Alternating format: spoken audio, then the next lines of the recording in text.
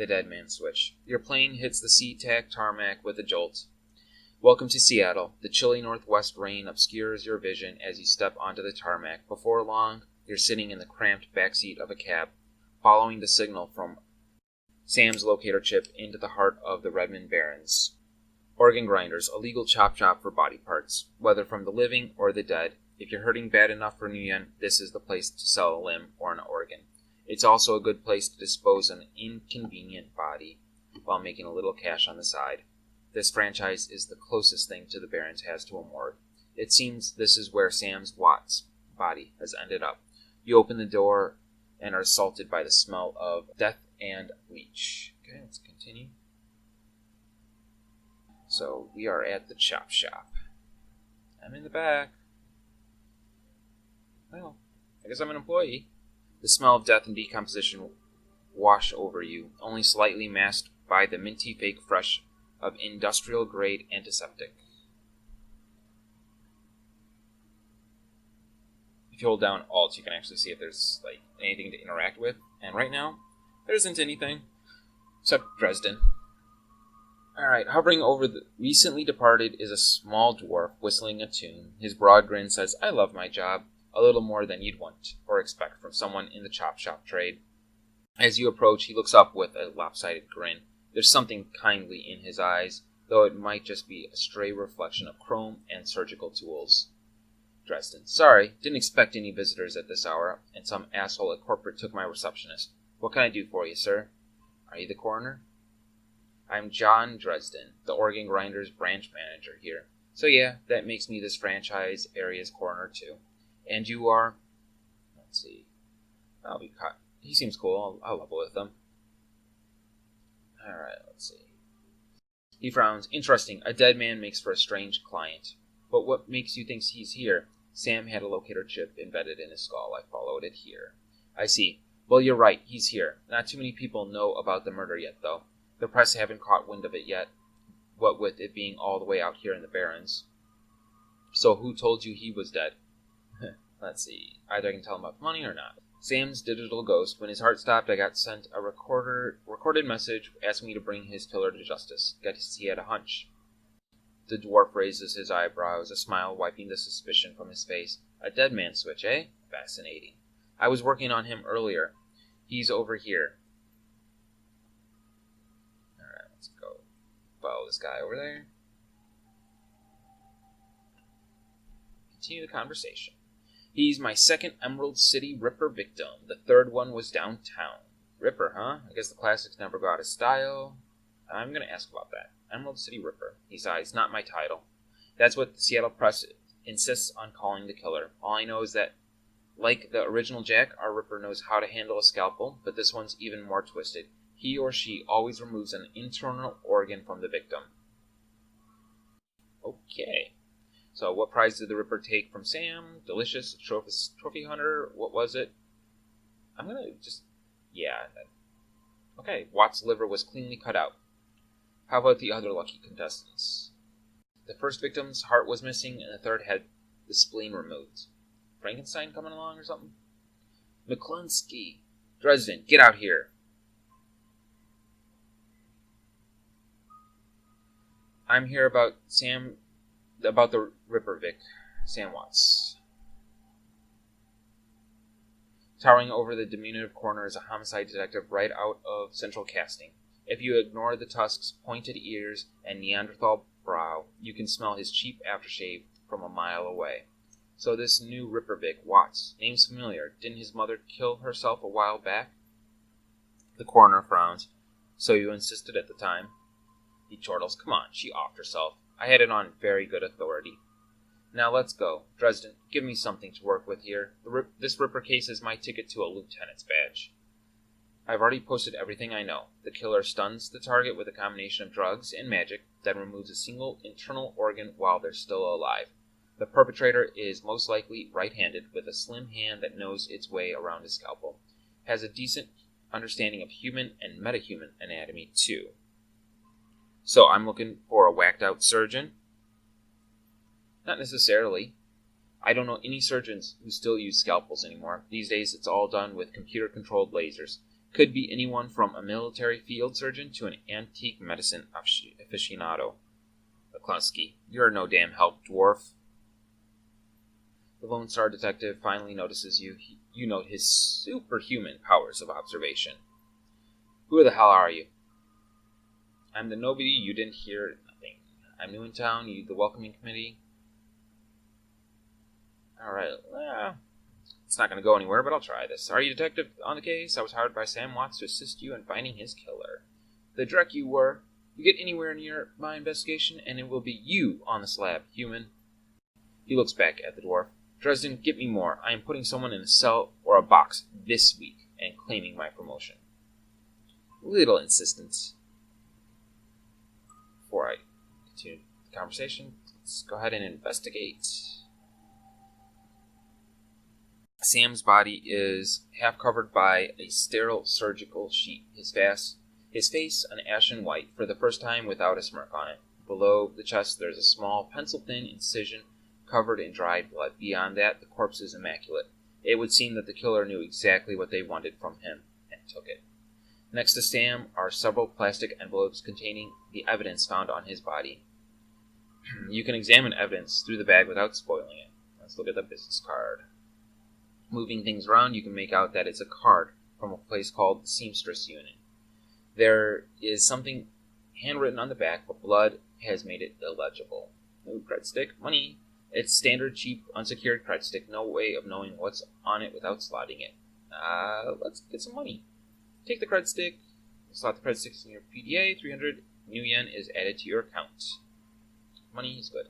Look at the purple shirt. It's Sam's shirt. Several of the buttons are missing, and blood has thoroughly soaked it. The bag sloshes a bit in your hand. Tasty. Handwritten note. You can only see part of the note, given the torn off bits and bloodstains. Sam, I feel terrible that we have been, well, to say I'm sorry. See you there. Love, Jessica. So, Jessica's sending notes to Sam. Put down the evidence bag. Something here. And a basic med kit. I don't actually ever use them, but some people will. Dresden looks amused. Do you always make friends that easily? I'm great at dinner parties, too. He cocks his head to one side. Be straight with me. You really gonna work for the dead man? Sam was there when I needed him. I'm going to return the favor. Fascinating. Again, Detective McCluskey isn't interested in anything but Detective McCluskey. He'd convict his own mother if it meant another 10 million a week in his paycheck. Plus, he's on the take. Dresden pauses, considering. You have honor, after a fashion. I try to honor the dead in my work, so we have that in common. What can I do to help you? So I got a bunch of questions I can ask. Let's see. On the take, who's pulling his leash? I don't know, but someone with some major pull has been looking out for McCluskey's career and wallet. And about his mother, Sam's mother, that is. The official report is that she committed suicide about a year ago. Shouldn't he be the official? My name's on the report, but my actual findings left some doubts. I can't say that it wasn't suicide, but there was unusual bruises on her upper arms, and she didn't use her dominant hand to pull the trigger. Usually a bad sign right there. I was told to drop it, so I dropped it. What are organs worth these days? A whole healthy body can be worth a bunch of million, but individual organs not much worth as much anymore. What with all the synth and cyber stuff on the market these days, Organ Grinders only deals in the recently deceased. There's plenty of other chop shops that aren't as picky, though, and they don't care where the bodies come from either. Who still uses scalpels? Doctors still learn how to use them in their first year of medical school, or as do coroners, but neither profession uses them much anymore. It's possible some of the slimier chop shops still use scalpels, I suppose, but I wouldn't know where to look. Alright, Seamstress Union. It's a nearby club in the Barrens that attracts low-lifes. You'd probably like it. Hey, I'm not a low-life. Me, I'm not really the going-out type. Always too much to be done around here. Plus, the dead are just easier to get along with. Yeah, they don't talk back much. I just need to know one more thing. Where was Sam killed? So it's Karma. Dresden looks up at you intently for a moment before speaking. You know, I might be able to do you one better. Why don't you poke around those body lockers in the back and see if you find anything useful? Okay, I'll go do that. Alright. Let's get some more stuff. I like stuff. Basic medkit. And a trauma kit. Trauma kits are used if you get, knocked unconscious. You can bring your character back, or other characters. The cold storage drawer is labeled John Doe, but the internal thermostat is set to 21 degrees Celsius. Let's open the drawer and find out what's in there. Why not, right? The cold storage drawer opens to reveal the fully clothed body of a man, arms folded across his chest, in addition to sporting some of the brightest orange hair you've ever seen. The body seems to be in very good condition. Jake Armitage. Whoa, easy there. If you have ever played Shadowrun for the Super NES, you will definitely recognize Jake Armitage. In one quick move, he jumps down from the drawer and stands before you. For someone who just woke up in a morgue locker, he seems unfazed and pretty well put together. You spot a data jack drilled into his temples and some shamanistic tattoos peeking above his collar. An interesting combination. Jake Armitage. I told John to wake me up at 6 in the morning. Is it 6 yet? It doesn't feel like 6 yet. Alright, let's see. I didn't expect him to be alive. Maybe. Yeah, let's go with this one. You were sleeping in a freezer. A freezer for dead people. Don't tell me you haven't considered it. Cheaper than a coffin hotel, and the service is just as good. Jake. Well, so much for a good night's sleep. On the plus side, I noticed you haven't killed me yet. So that's good. If you aren't after me, then what's your story? Let's see. They just Ripper victim. Did you know him? Ask questions. What the hell are you doing in a morgue drawer? I'm looking for this. Sam, eh? Glad someone cares. We used to drink together every now and then, over at the Union. Decent enough guy. Always in trouble over something or other, though. Jake yells towards the other side of the room. John, is this guy cool? Dresden. Yeah, he's on the level, working for Sam, believe it or not. Some sort of dead man switch. I thought you could help him out. Maybe even stop moping around the shop all day. Jake Armitage. Thank you for volunteering me. He pauses. Might be sizing you up, but it's hard to tell behind those shades. Alright then. The name's Jake, and you are... Nice to meet you, Jake. I'm Trax. And well-mannered, too. Such a rare thing in this city. Well, it sounds like you're taking a dive into the deep end here. John's right. I might be able to help you out. I was with Sam the other night, the night of the murder. Poor guy. He was hanging at the Seamstress Union that night. Tripped out and rowdy. I'd been laying low there for a few days after a bad run. Miss Kubota asked me to throw Sam out, so I did. But out in the alley, some gangers got the jump on me. He winces. Damn, maybe I need some soy cafe after all. John, could you grab me a cup? Get your own damn cup. My hands are dirty anyway. Now what's wrong with this intestine? You hear a loud squelching sound as Dresden continues his work. Thanks, John. You're a real pal. Anyway, there's a big fat corp bounty on my head. Like I said, my last job didn't exactly go according to plan. Out in the alley are a few Halloweeners got the jump on us. Damn gangers thought they could turn a quick profit off my head. Jake smiles and gets the impression that it didn't work out so well for the gangers. Sam stumbles off during the fight, though, and that's the last I saw of him, until he turned up here, dead on arrival. Reminds me of my last stay in this place. Referencing back to Super NES Shadowrun. You've done this before. Great, so you don't know anything about it. You've done this before? It's a long story. I end up in the morgue more often than the average guy. Yeah, Jake here's a regular. Should have started a rewards card, Jake. A few more visits and you get a free night stay.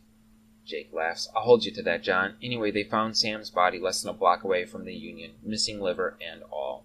Tell you what, you look like you can handle yourself in a fight. I could use some backup to settle the score with those Halloweeners out there. The leader's got the whole gang searching the Barrens for me. I need to get rid of that asshole. In return, I'll take you to the place Sam was murdered. It's not safe to hit these streets alone at night. Trust me. And maybe I'll throw in some decent supplies while we're at it. What do you say? It's nice to have someone watching your back out there, someone you can trust them. I don't work for free. I fight, I get paid in Nguyen, not tours. I do like a bit of street justice now and then. Alright, Jake, count me in. See if he'll give us some money. Guess I'd say the same in your shoes. Fine. There's a cred stick with 1,000 Nguyen with your name on it. Help me dust those gangers, and it's yours. 1,500. See if it goes.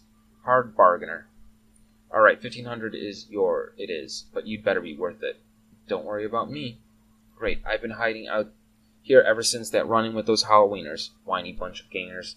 But this stretch of the Barrens is their turf. Hell, I'm surprised you even made it to this morgue in one piece without packing some heat. He yells over his shoulder. Very funny, Jake. You can sleep in the dumpster tomorrow. So you need a weapon? Alright, let's see. Pistol, shotgun, SMG, rifle, or at least my game. All I've got here is a baseball bat, but you look like you can handle yourself. Sure, why not? So ready for an evening out on the town? Let's see. Well, they're one of the nastier gangs in town. Their symbol is a flaming jack-o'-lantern, but you wouldn't like their version of trick-or-treating very much. Around here, they're led by a troll named John Paul. He's got all the Halloweeners in the Barrens looking for me. We take him out, maybe I can breathe a bit easier. Alright, let's go. I'm ready. I'll follow your lead. The Halloweeners aren't looking for you yet. And then...